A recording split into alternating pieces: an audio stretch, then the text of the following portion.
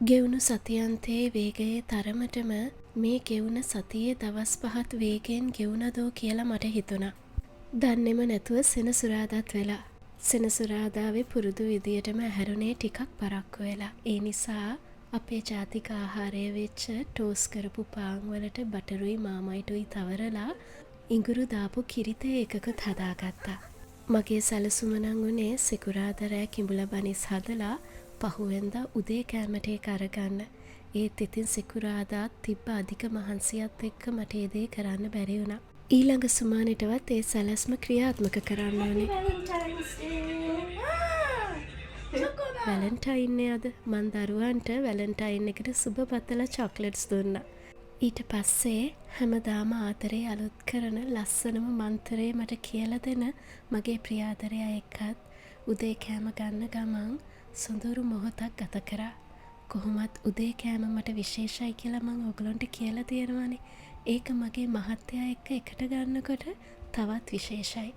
ඊට පස්සේ දෙන්න අපේ සතියාන්ත සුපුරුදු කාර්ය වෙච්ච සුපර් මාකට් සවාරිය යන්න අපි දෙන්න පිටත් වුණා. අද නම් අපිට එක සුපර් මාකට් එකකටයි යන්න තිබ්බේ. අර මට යන ගමන් කෝපි අරන් දෙන පැත්තේ සුපර් මාකට් එකට අද ගියේ නෑ. අදත් ආපහු මල් කඩේට ගිහිල්ලා තව රෝස මල් පොකුරක් අරගත්තා. ඒකත් අරගෙන ගොඩාක් ආසාවෙන් ඇවිත් වාහනේට නැග්ගේ. ගෙදර ගිහින් ඉක්මනට ඒක හරිගස්සලා හැඩ බලන්න තියෙන නොයිවසිල්ලෙන්. අපි ඉතින් වෙනද බඩු ගන්න සුපර් මාකට් එකට ගිහිල්ලා ඕන කරන බඩු ටික ඉක්මනට අරගත්තා. ගන්න අවශ්‍ය බඩු ටික ලියාගෙන ආපු නිසා ඉක්මනට ඒ තැන්වලට ගිහිල්ලා අවශ්‍ය දේවල් ටික විතරක් අරගෙන පාකින් එකට ගිහිල්ලා ඉක්මනට ගෙදර ගියා. ගෙදරට ගෙන කඩචෝරු ටික ගානට පිළිවෙලට හරිගස්සලා තියන්නේ අපේ ගෙදර පොඩිදු. ඒක යා බාර අරන් තියෙන රාජකාරියක්. මං ඉතින් ඒවට ඇඟිලි ගහන්නේ නැහැ. මාත් ගෙනාපු දේවල් ඔක්කොම අස් කරලා ඊට පස්සේ මං ආසම වැඩේට අත ගැහුවා. මල් ටික පිරිසිදු කරලා කොළ ටික අයින් කරලා ගානට මල් බඳුන ඇතුලෙන් තියලා හැඩ බැලුවා. ඊට පස්සේ ඒක කෑම මේසේ උඩින් පුරුදු විදියටම තිබ්බා. මේ මගේ ලොකුදු. එයාව මට ඊයේ හොස්පිටල් එකෙන් අරන් ආව වගේ මතක.